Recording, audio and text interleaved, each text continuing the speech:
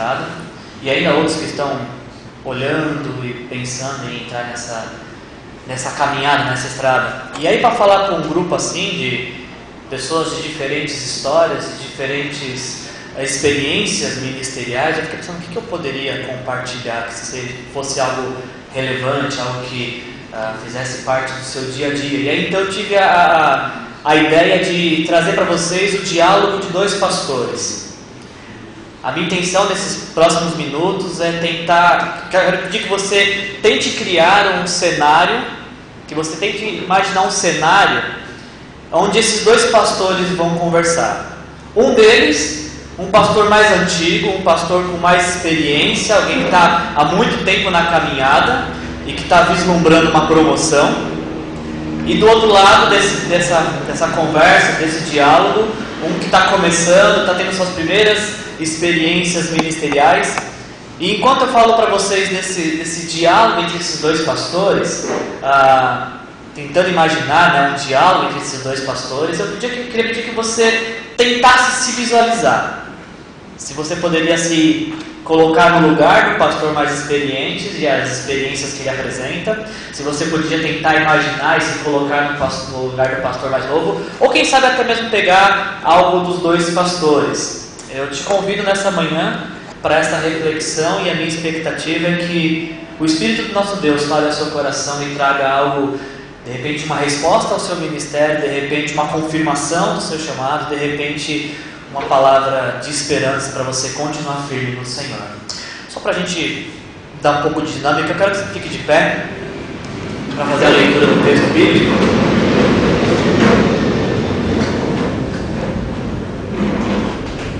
Acho que está funcionando, né? Volta 1 Timóteo,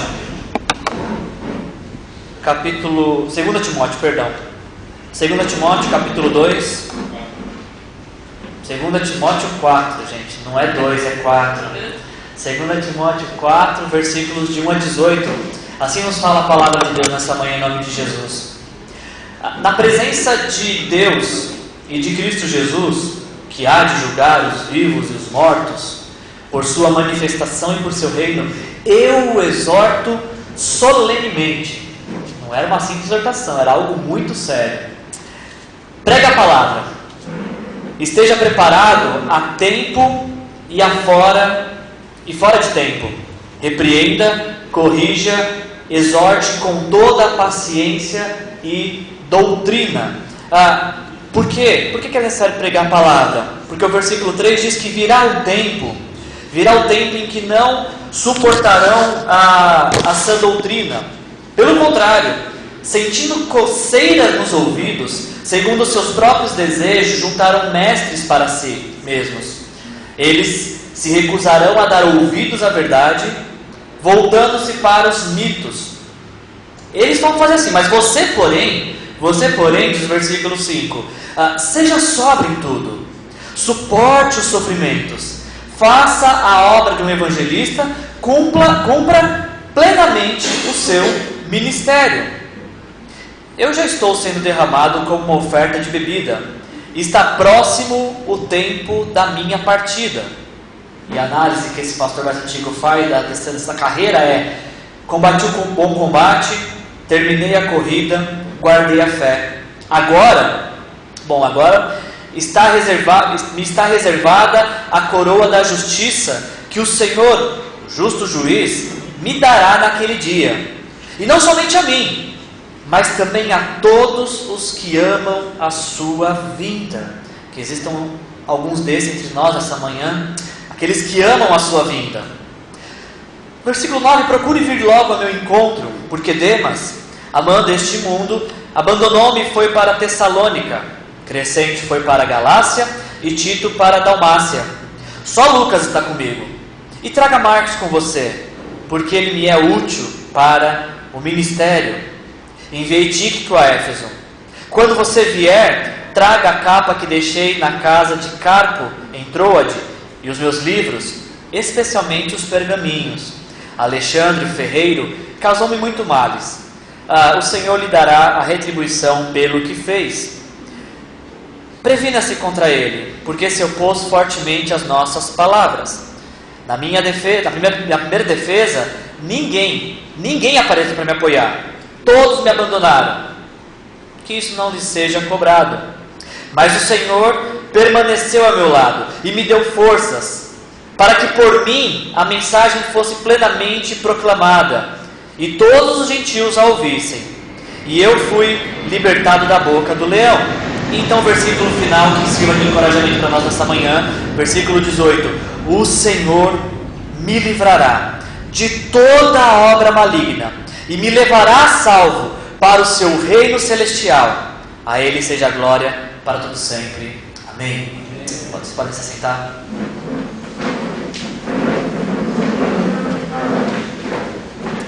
Quando nós lemos a carta de Paulo a Timóteo, a segunda carta de Paulo a Timóteo, algumas coisas têm que estar na nossa mente. Sempre que a gente lê 2 Timóteo, nós temos que pensar em algumas coisas que nos ajudam a entender a essência dessa carta e até mesmo a ter uma percepção diferente sobre o que está envolvido nessa carta.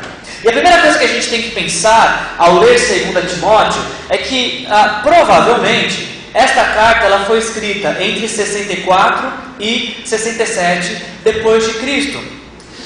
Um período muito complicado para o cristianismo, porque justamente nesse período, conta a história, mais precisamente, dia 18 de julho de 64, conta a história que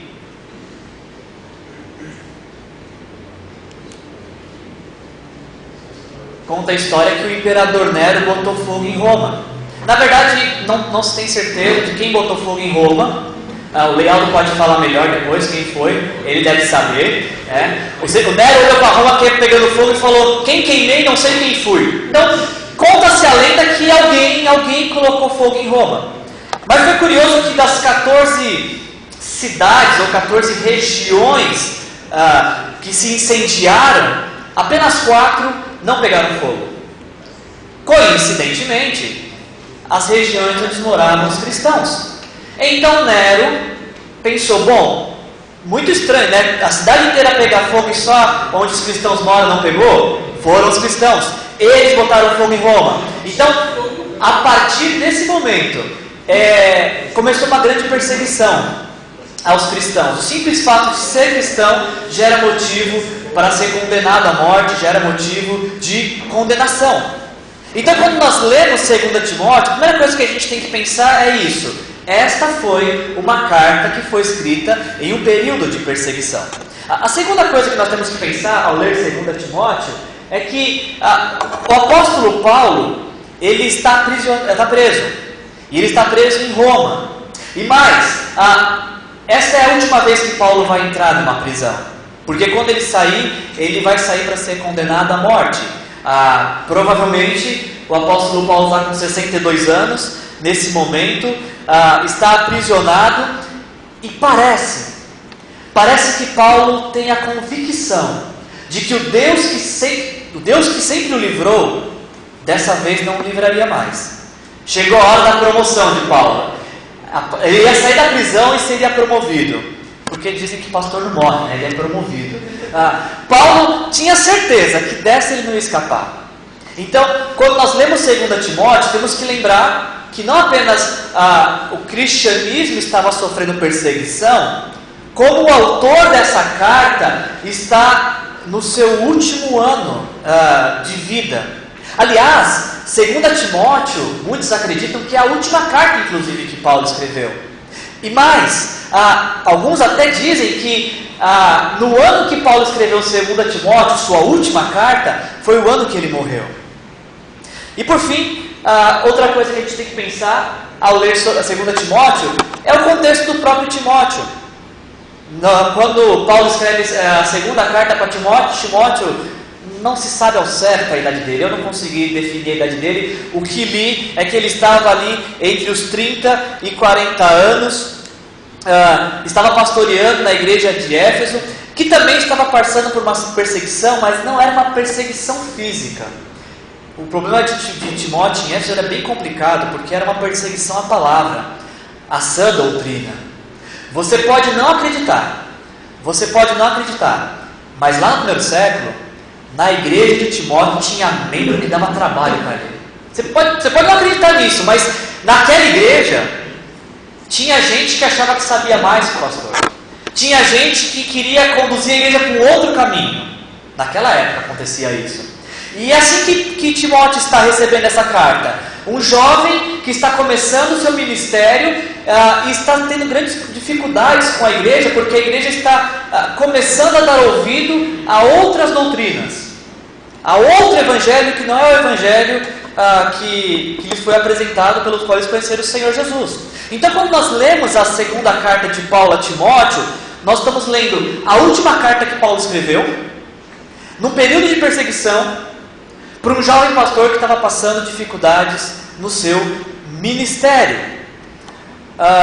Então, esse é o cenário onde essa carta se desenvolve, e eu quero tentar imaginar com vocês, ao explorar o texto, quais eram as inquietações de Timóteo para que Paulo desse essas respostas, e quais eram as motivações de Paulo para dar essas respostas para Timóteo. E aí então você tenta se localizar em um desses diálogos. Só para você entender um pouquinho o que eu quero tratar nessa manhã, eu quero te fazer duas perguntas. A primeira delas: no lugar de Paulo, se você estivesse no lugar de Paulo, aos 62 anos, preso, vislumbrando ser condenado à morte, quais e para quem seriam as suas últimas palavras? Só para poder te jogar para dentro do texto da história. No lugar de Paulo, nos últimos minutos da sua vida, quais e para quem seriam as suas últimas palavras? E uma outra pergunta: no lugar de Timóteo, você está pastoreando na igreja, está tendo dificuldades, tem muito membro reclamando, não concordando, não querendo seguir o caminho que você está dando, a direção que você está dando. Quais seriam as palavras que você queria ouvir? Do seu tutor, do seu mestre, do seu amigo, do seu companheiro de jornada? Vai tentando pensar nas respostas que você daria a essas duas perguntas, enquanto a gente vai desenvolvendo o texto. Quando eu leio 2 Timóteo, tenha em mente que esta foi a última carta que Paulo escreveu, e uma carta que foi escrita num período de perseguição e uma aparente e iminente apostasia. Quando eu penso que essas foram as últimas palavras de um mentor para o seu discípulo, eu fico impressionado com algumas coisas que contém nesse texto e que eu quero compartilhar com vocês nesta manhã.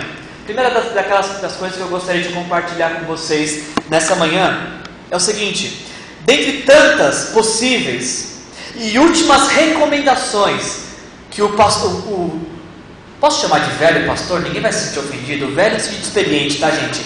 Que o velho pastor Paulo poderia dar para o jovem Timóteo, eram as últimas palavras dele. E nas últimas palavras, dentre tantas coisas que Paulo poderia recomendar para Timóteo, encorajar, deixar como legado, Paulo achou que apenas uma era necessária. Na presença de Deus e de Cristo Jesus, que há de julgar os vivos e os mortos, pela manifestação, por sua manifestação e por seu reino, eu o exorto solenemente: pregue a palavra. Pense na grandeza dessa declaração, porque é a última coisa que Paulo vai falar para Timóteo. É a última lembrança ou o último memorial, é a última declaração palpável que este jovem pastor tem do seu referencial. E esse pastor experiente, que poderia dar várias recomendações sobre métodos, sobre estratégias, sobre até mesmo doutrina, o que ele fala é: pregue a palavra. Dentre tantas coisas que Paulo poderia falar para Timóteo, a que ele achou mais necessária, a que ele escolheu como prioritária, é: pregue a palavra.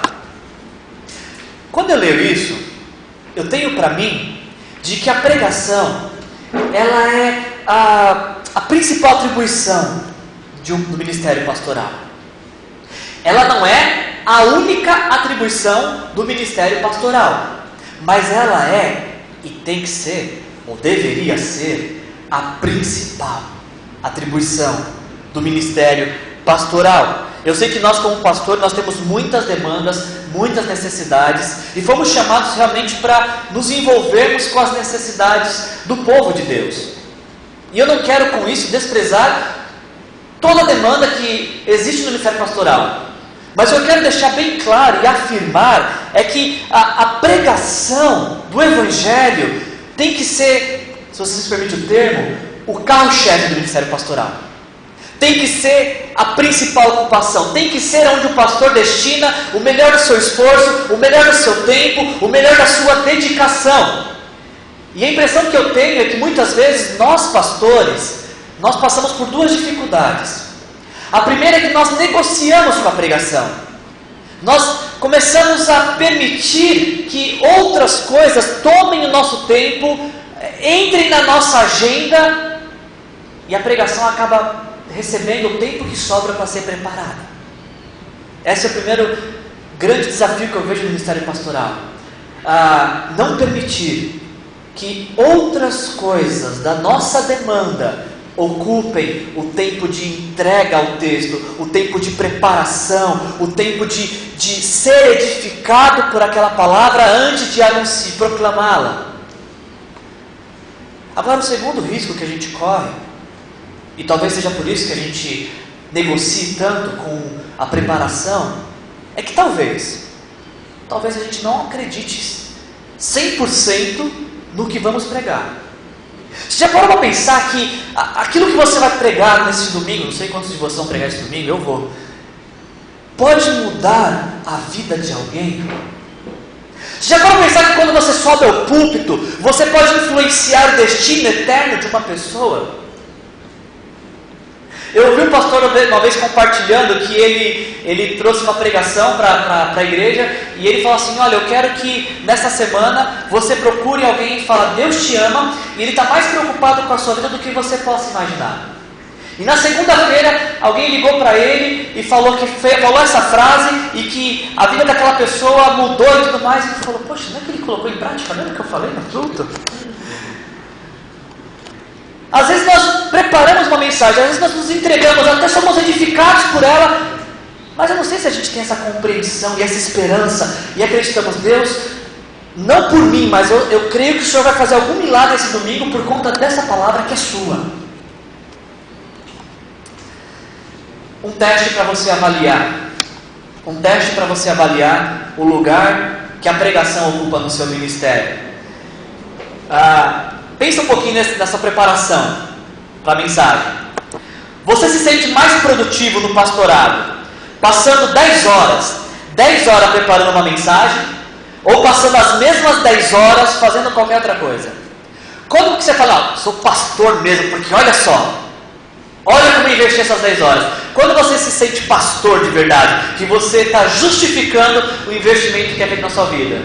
Quando você gasta 10 horas ininterruptas de preparação para aquilo que vai ser apresentado para a noiva de Cristo, ou quando você passa 10 horas arrumando o som da igreja, arrumando cadeiras, elaborando programações, fazendo visitas, enfim, outras atividades. E mais, uma outra pergunta para os membros da sua igreja: se você está preparando a mensagem, você separa um dia, eu separo a quinta-feira para preparar a mensagem, e alguém te liga e alguém fala assim, pastor, eu precisava falar com você, você tem algum dia? Aí você fala, eu tenho qualquer dia, menos hoje, porque hoje eu estou preparando a mensagem. Será que o membro da sua igreja fala, não, ele realmente está ocupado, eu vou procurar outro dia? Ou o membro da sua igreja fala, bom, já que você não está fazendo nada de importante, você pode me atender? E muitas vezes nós, pastores, nós transmitimos isso para os nossos membros. Alguém nos liga e fala, você pode me atender? Olha, eu estou preparando uma mensagem, mas pode falar. Ou preparamos a mensagem com o Facebook aberto. Você está preparando a mensagem e a janelinha dispara, com alguém te chamando, e você entra naquele diálogo e você volta para a mensagem. Eu conheço um pastor que falou que ele prepara a mensagem de domingo em 15 minutos. Já tenho que comprar esse cara para dar aula de homilética no Ceriba, porque eu quero preparar uma mensagem de 40 minutos em 15. Mas aí eu fui perguntar para ele, como você prepara em 15 minutos? Ele falou, eu abro a Bíblia, eu escolho o texto que eu vou desenvolver, eu separo 3 pontos e pronto, em 15 minutos está pronto. Porque aí a justificativa dele eu prefiro passar mais tempo jogando conversa pro alto, me relacionando com as pessoas da minha igreja, do que preparando uma mensagem. Eu não sei qual é a sua opinião sobre isso. Eu fico com a palavra de Paulo. Pregue a palavra. Pregue a palavra, porque vai ter tempos, como Paulo fala, que vão existir pessoas que vão seguir falsos mestres, que vão seguir os desejos do seu coração, que vão querer conduzir suas vidas da maneira que ela acha que devem ser conduzida. Pregue a palavra. Não sei qual é a sua compreensão sobre a importância do ministério, da palavra no ministério pastoral. Talvez você esteja cansado, talvez você não esteja vendo os efeitos da mensagem. Você fala, poxa, acabei de pregar e o cara acabou o culto, ele vem falar comigo do que eu acabei de pregar. Muitos querem ser pregadores como Jonas, é o único sermão que leva todo mundo a arrependimento. Mas ninguém quer ser pregador como Jeremias, que prega o ministério inteiro e ninguém se arrepende. Isso vai nos desgastando. Se porventura o ministério de pregação às vezes te frustra por você não ver o resultado palpável da mensagem, quero compartilhar com você um poema. Poema da Adélia Prado, que diz assim: pois não quero mais ser teu arauto, já que todos têm voz, por que só eu devo tomar navios de rotas que não escolhi? Por que não gritas tu mesmo a miraculosa trama dos teares, já que a tua voz reboa nos 4 cantos do mundo? Tudo progrediu na terra, e insistes em caixeiros viajantes de porta em porta a cavalo? Olha aqui, cidadão, repara, minha senhora, neste canivete mágico, corta, saca e fura, é um faqueiro completo. Ó Deus, me deixa trabalhar na cozinha. Nem vendedor, nem escrivão, me deixa fazer teu pão. Filha, diz-me o Senhor, eu só como palavras. Eu sei que por diversas vezes, e eu falo como um pastor jovem, e talvez a juventude me leve a ser ansioso, a minha geração gosta de coisas rápidas. Nosso sonho de consumo realmente é ser como pregadores igual Jonas. Uma pregação todo mundo se arrepende, a igreja muda e vamos lá. Mas nem sempre é assim. Nem sempre é assim. Nós precisamos pensar que fomos chamados para sermos arautos do Senhor. E essa é a nossa principal ocupação. Tornar Deus conhecido através da pregação do Evangelho. E que essa tem que ser a nossa principal ocupação. Uma outra coisa que eu queria compartilhar com vocês sobre esse diálogo entre esse pastor mais experiente e esse pastor mais jovem é que, dentre tantas possíveis lembranças que esse pastor poderia deixar para seu discípulo, dentre tantas possíveis recordações ou maneiras como ele gostaria de ser lembrado, ele achou que apenas uma era mais valiosa. No final da sua vida, Paulo poderia querer ser lembrado pelos seus grandes feitos, pelas surras que tomou, pelas igrejas que plantou, pelos discípulos que fez, por tudo que passou e sofreu por conta do Evangelho. Paulo poderia querer ser lembrado por isso, e que esse fosse o seu legado e o seu memorial a ser lembrado, a ser destacado. Mas olha só qual foi o memorial que Paulo escolheu em suas últimas palavras, de como ele gostaria de ser lembrado. Eu já estou sendo derramado como oferta de bebida, está próximo a minha partida. Combati o bom combate, terminei a corrida, guardei a fé. Quando Paulo olha para o ministério de Paulo, quando Paulo pensa na vida de Paulo, a vida dele se resume simplesmente a ter combatido o bom combate, não apenas, ele só terminou a corrida porque ele começou e ele foi perseverante, né? Então ter terminado uma corrida iniciada e ter guardado a fé. Toda uma vida resumida em 3 verbos: combater, terminar e guardar. Toda uma vida imersa em 3 ambientes: combate, corrida e fé. Eu não sei quais são os ambientes que você conjuga os verbos que resumem a sua vida e o seu ministério, mas eu penso que, como um jovem pastor falando, não deve ter maior satisfação de vida e de ministério poder ter trilhado uma longa jornada e quando você percebe que está chegando no final dela ou já chegou no final dela, olhar para trás e dizer: eu batalhei bastante, eu combati um bom combate. Deus, eu terminei a corrida que me foi proposta. O que o Senhor me pediu para fazer, eu fiz. Talvez não foi o melhor que eu poderia ter feito, mas foi o melhor, foi de coração, eu fiz, eu me entreguei. Como deve ser prazeroso chegar ao final de uma história e falar: Deus, eu fiz o que o Senhor me pediu, eu fiz tudo o que o Senhor me pediu. Esse deveria talvez ser nosso objetivo de vida. Não adianta esperar chegar ao final da vida e falar: poxa, Deus me pediu tanta coisa que eu tinha para fazer, porque aí não dá mais tempo. Isso é uma construção nas nossas vidas. Diariamente combatemos combate. Nós iniciamos essa corrida e a cada obstáculo nós perseveramos em superá-los. E aí nós começamos a construir um ministério, uma história, para que ao final dele possamos falar como Paulo: Deus, eu fiz tudo o que o Senhor me pediu para fazer. Eu não inventei, eu não fiz o que o Senhor não me pediu, eu fiz o que o Senhor pediu. Eu não fugi, eu não negligenciei, eu fiz o que o Senhor me confiou. Essa é uma construção, só que para a gente poder construir, vão vindo etapas em nossas vidas. Para chegar ao final de uma vida com a satisfação de dever cumprido, temos que cumprir os deveres de forma satisfatória. Paulo chegou ao final da vida com essa satisfação. Mas esse jovem pastor chamado Timóteo está começando a sua carreira, a sua história. E aí então, penso eu, que para que Timóteo pudesse construir essa carreira, que o levasse ao final dizer: combati o bom combate, terminei a corrida e guardei a fé, penso que Paulo dá a seguinte instrução para ele. 2 Timóteo 2,15, o texto que todos vocês conhecem: procure apresentar-se a Deus aprovado, como obreiro que não tem de que se envergonhar, que maneja corretamente a palavra de Deus. Eu não sei quantos de vocês sabiam, mas a palavra grega que Paulo usa para aprovado é a palavra dókimos. Ainda bem que meu professor de grego não está aqui, senão ele ia ficar frustrado com a minha pronúncia. Dókimos é a palavra que Paulo usa aqui para aprovado, que era um termo que era utilizado para dizer se uma moeda é verdadeira ou falsa.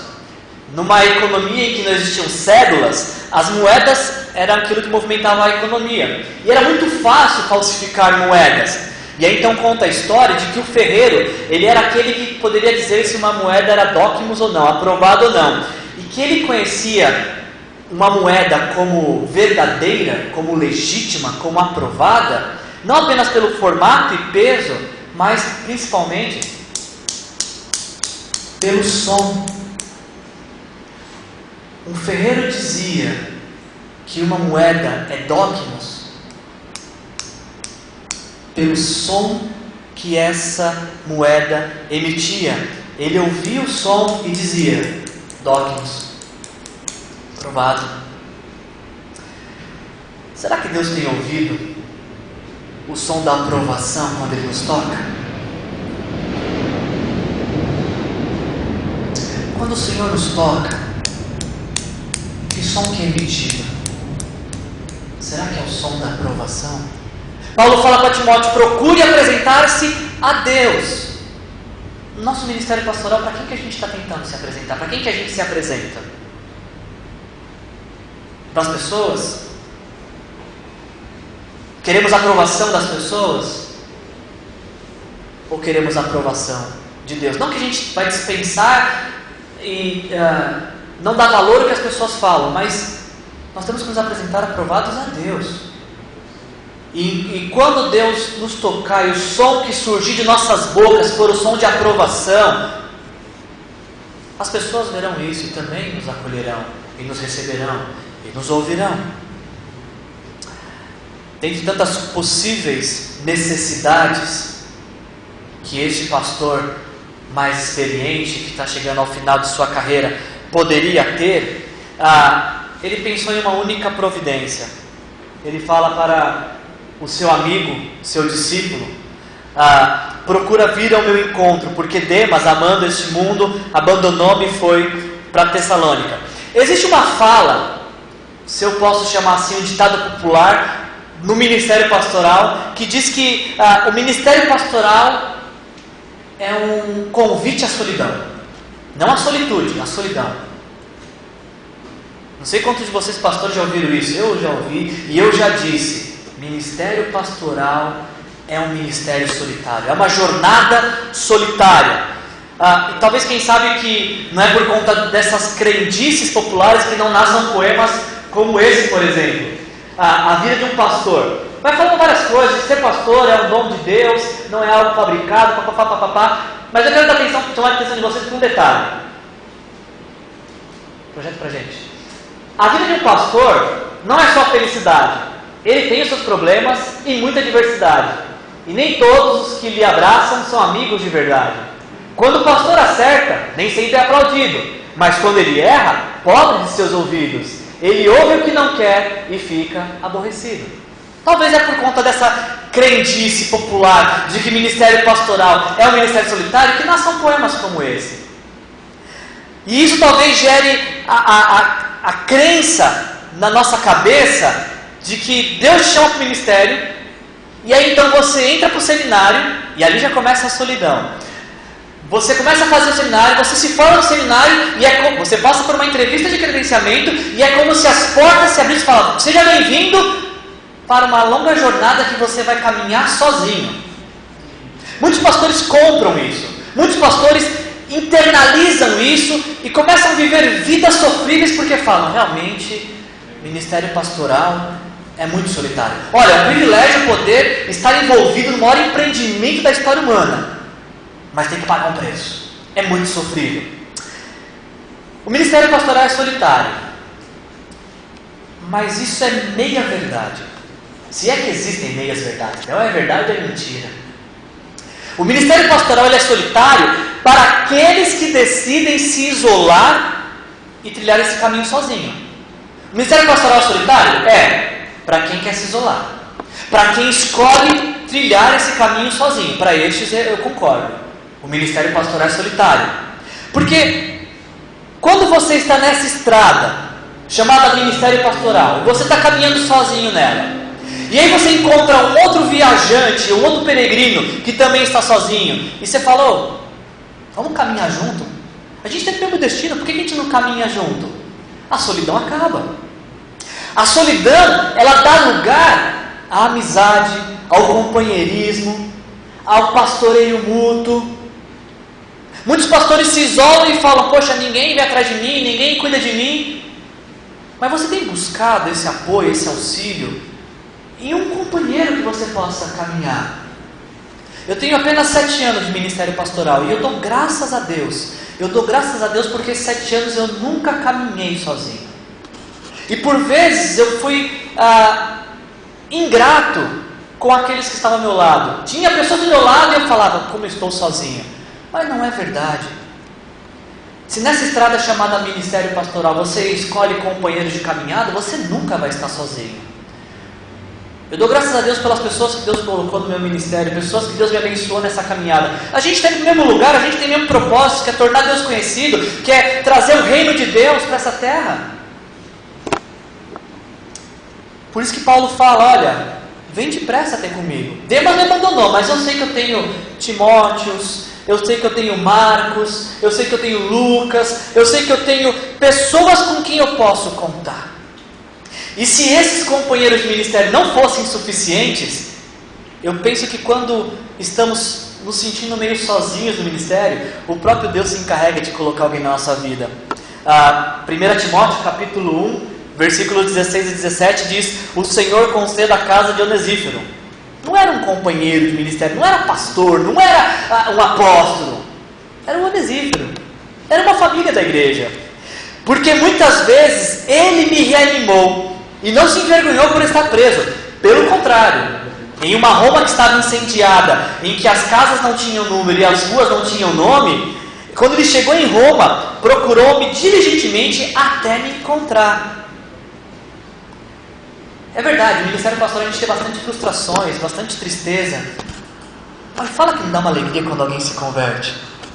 Fala que não dá uma alegria quando um casal quer se divorciar e você é usado por Deus, você vive naquela vida e aquela pessoa se dá mais uma chance, Deus restaura aquela família. Sim, tem as suas tristezas pelos Demas que vão embora, mas também tem as alegrias pelos Timóteos que respondem sim ao chamado e se tornam companheiros de viagem.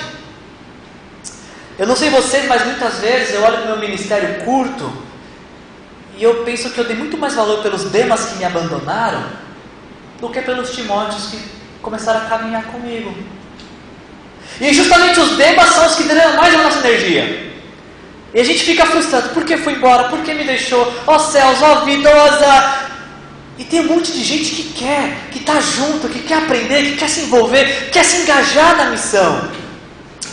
Eu me sinto desafiado a olhar mais para os Timóteos do meu ministério, para os onesíferos, para os Lucas, para os Marcos que são úteis. Marcos são sempre úteis, né? Eu me sinto mais desafiado a olhar para estes do que olhar para os Demas. Não que a gente vai desprezar pessoas como Demas, mas a nossa energia, investimento de vida tem que estar em quem quer. Essa semana que passou, o Fernando compartilhou algo no Facebook. Ele colocou que quanto mais alguém demora para se engajar na missão, maior a probabilidade dessa pessoa nunca se engajar, como Demas. O quanto antes alguém se engaja, maior é a probabilidade de nunca abandonar, como Timóteo. Eu me sinto desafiado e eu quero que você saia daqui com esse desafio, olhar para o seu ministério, seja você alguém experiente como Paulo ou novato como Timóteo. Olha as pessoas que querem, olha aqueles que estão querendo se envolver e se engajar na missão. Porque os Demas sempre vão nos fazer sentir sozinhos, mas os Timóteos são aqueles que fazem nosso ministério ganhar cor e forma. E finalizando, essa é a última carta de um experiente pastor para um discípulo que ele adotou e chamou de filho. Dentre tantas possíveis dúvidas que esse experiente pastor podia ter no seu ministério pastoral, e dentre tantas dúvidas que esse jovem pastor poderia ter no ministério pastoral, não sei se pastor experiente tem dúvida no ministério, jovem pastor tem bastante dúvidas, mas dentre tantas dúvidas, algumas inclusive sem respostas, uma única certeza era necessária: quando nos rejeitam, não é a nós que rejeitam, mas a palavra que anunciamos. Não sei se você já se sentiu rejeitado porque você pregou e alguém saiu da igreja por conta daquela pregação, ou se você se sentiu rejeitado quando alguém pulou fora do barco porque você foi inflexível com princípios do reino. Mas se porventura você se sentiu alguma vez rejeitado por conta da pregação, não foi você que rejeitaram, foi a palavra. Quando surgir a sensação de abandono e incapacidade, nós podemos ter a certeza de que o Senhor que nos chamou estará ao nosso lado, nos fortalecendo e nos capacitando. Você pode ter todas as dúvidas do mundo, mas tenha certeza de que Deus te chamou. E se Ele te chamou, Ele é o maior interessado no seu ministério e aquele que te dará todos os recursos necessários para você cumprir a missão que Ele te chamou para cumprir. Quando nossos olhos se fecharem na história e se abrirem na eternidade, nós entenderemos que Ele nos levou a cruzar a linha de chegada e que ter investido a única vida que nós temos no reino de Deus terá valido a pena. O Senhor me livrará de toda obra maligna e me levará a salvo para o seu reino celestial. A Ele seja a glória para todo sempre. Deus nos levará a cruzar a linha de chegada. Ele vai nos conduzir. Não é o nosso desempenho, não é a nossa capacidade. Ele vai nos conduzir. Você pode ter diversas dúvidas. Tenha certeza, Deus nunca vai te abandonar no ministério pastoral. Deus nunca vai te jogar no lugar e falar: agora se vira com você. Até porque quando Deus nos manda a algum lugar, Ele já foi à frente. Não pensa quando você assumiu o seu ministério pastoral que Deus chegou naquela hora. Opa, cheguei em São José, Deus chegou comigo lá. A igreja é dele. Então ele está lá desde o nascimento dela. Assim como vocês também. Não foi quando você assumiu o ministério pastoral que Deus chegou ali.